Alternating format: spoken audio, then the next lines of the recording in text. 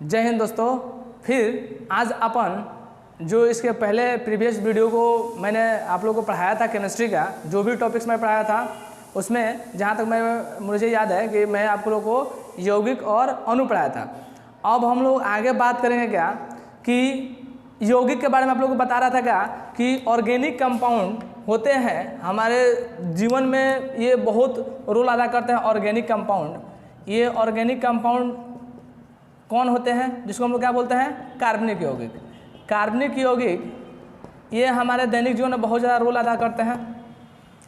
जितना भी chemical pharmaceutical, जितना भी हम लोग केमिकल वगैरह, जो भी पेंट वार्निश वगैरह, जितना भी हम सब्सटेंस इस्तेमाल करते हैं, सब का सब क्या है, ऑर्गेनिक कंपाउंड है, यानी कार्बनिक यौगिक है। तो ये हमारे बिल्कुल रग रग में बसा हुआ है। जैसे कि अब हम बात करेंगे क्या कि जितने भी हम लोग दवाई वगैरह खाते हैं, जितने भी मेडिसिन वगैरह यूज़ करते हैं, सब में मैक्सिमम कार्बनिक यौगिक यानी ऑर्गेनिक कंपाउंड होता है, जो हमारे डेली लाइफ यानी दैनिक जीवन में उसका उपयोग बहुत ज़्यादा मात्रा में होता है। चाहे वो एस्प्रिन हो या डिस्प्रिन हो या एंटीसेप्टिक, बहुत सारा मेडिसिन है जिसका हम लोग इस्तेमाल डेली लाइफ में करते हैं। तो केमिस्ट्री हमारे जीवन में ये बहुत बड़ा रोल अदा करता है। अब हम आगे बात करते हैं क्या कि ये कार्बनिक यौगिक को मैंने बताया था क्या कि केवल कार्बन अकेले 118 तत्वों में से केवल इसको अकेले हम निकाल दें तो इसमें बचा कितना, 117 तत्व। तो 117 तत्व मिलके मात्र 1 लाख यौगिक का निर्माण करते हैं, जबकि अकेले 10 लाख बनाता है।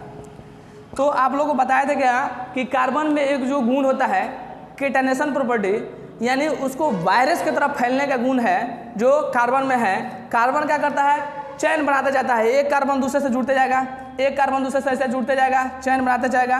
तो ऐसे क्या हुआ, कार्बनिक यौगिक की संख्या क्या है, ज़्यादा है। जबकि ये 118 तत्व जितने भी डिस्कवर हुआ है उसमें कार्बन को छोड़ के किसी के पास ऐसा गुण नहीं होता है।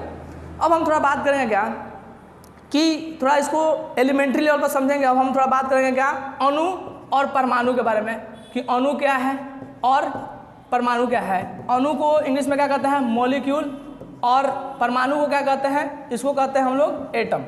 एटम को क्या बोलते हैं बाबू हिंदी में, परमाणु। अब हम लोग ध्यान देंगे क्या अणु क्या होता है और परमाणु क्या होता है।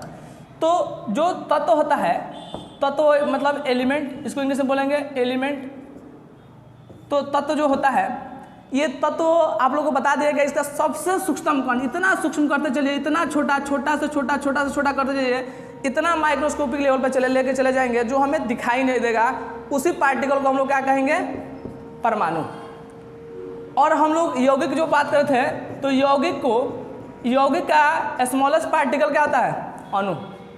कैसे होता है अणु, देखिए जल आपको बताया था क्या यौगिक है। तो जल को जो हम लोग तोड़ेंगे तो किस में टूटेगा, हाइड्रोजन गैस और ऑक्सीजन गैस में टूटेगा। तो बताइए यही ना, इसी को अणु बोलते हैं। तो ये अणु आप लोग पढ़े हुए डिफिनेशन क्या 9th क्लास में कि परमाणुओं के समूह को क्या कहते हैं, अणु। परमाणुओं के समूह को क्या कहते हैं, समूह को कहते हैं अणु है। यहाँ ध्यान देंगे क्या हम लोग कि परमाणुओं के समूह को हम लोग क्या कहते हैं, अणु। तो परमाणु इसमें कितना है, हाइड्रोजन के 2 परमाणु है। तो समूह कब होगा, जब 1 से अधिक होगा तब, यानी 2 या 2 से अधिक, 2 3 4 5 डॉट चल जाए तो उसको हम क्या बोलते हैं, अणु। तो ये आप लोग जो पढ़े होंगे 9th में कि परमाणुओं के समूह को अणु कहते हैं। तो ध्यान देना है, ये अणु परमाणु के समूह हो सकते हैं, जो भी हो, ये भी अणु हो जाएगा, ये भी हो जाएगा, ये भी हो जाएगा। अब देखिए कैसे। अब हम बात करें क्या यहाँ पे CO2। तो CO2 में ध्यान देना है क्या, यहाँ पे कार्बन का 1 परमाणु, ऑक्सीजन का कितना, 2, तो यहाँ 3 परमाणु है, तो इसको भी हम लोग अणु बोलेंगे। ऐसा नहीं है कि इसको यौगिक केवल बोलेंगे, यौगिक बोलेंगे लेकिन ये अणु भी है। अब आपसे कोई पूछेगा क्या कि C6H12O6 ये क्या है सर, तो ये अणु भी है, यौगिक भी है। तो अब हम बता रहे हैं क्या, इससे एक कंक्लूजन पॉइंट क्या निकल के आया, ध्यान देंगे क्या कि यौगिक हम लोग ध्यान देंगे क्या, यौगिक S8 नहीं होगा, जबकि SO2 यौगिक होगा, H2O यौगिक होगा, C6H12O6 यौगिक होगा। वही आपसे कोई पूछेगा CO2 यौगिक होगा, जबकि वही आपसे कोई पूछेगा P4 यौगिक है, नहीं होगा, जबकि P4O10 यौगिक होगा।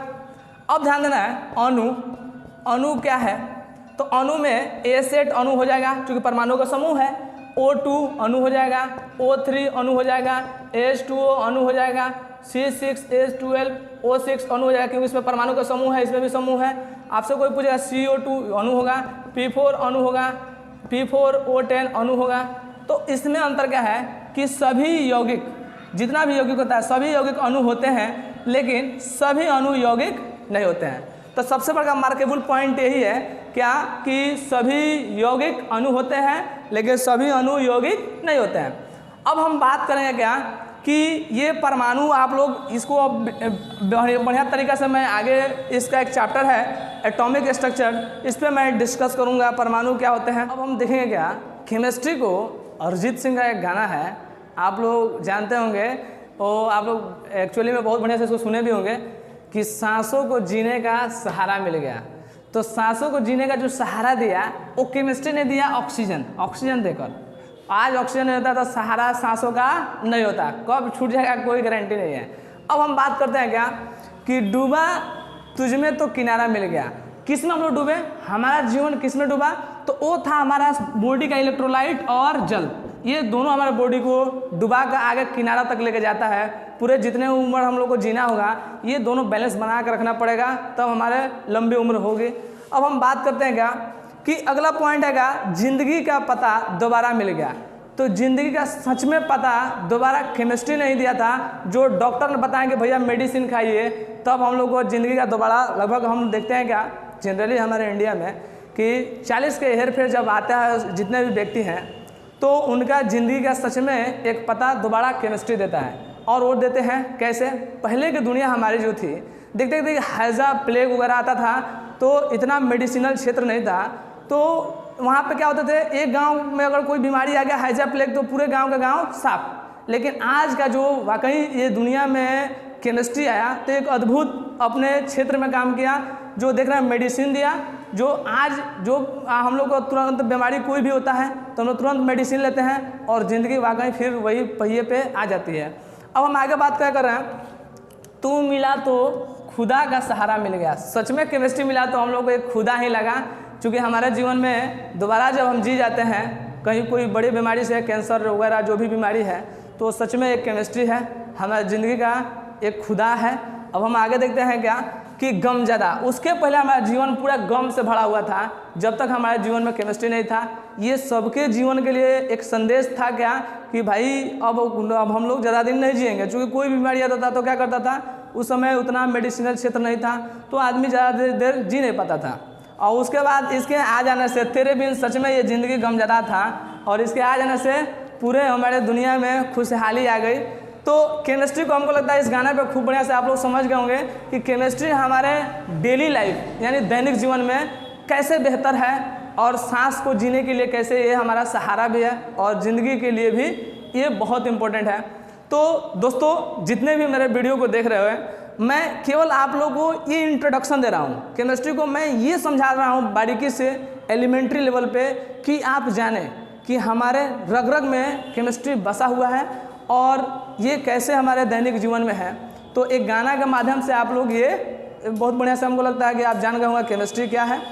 अब मैं आप लोग को नेक्स्ट वीडियो, जो कि बहुत ही इम्पोर्टेंट होने वाला है, उसमें मैं 11th का जो इम्पोर्टेंट जो भी टॉपिक्स है उसको मैं शुरू करने वाला हूँ। सो प्लीज़ आप लोग मेरे वीडियो को शेयर कीजिए और सब्सक्राइब कीजिए। जय हिंद, जय भारत।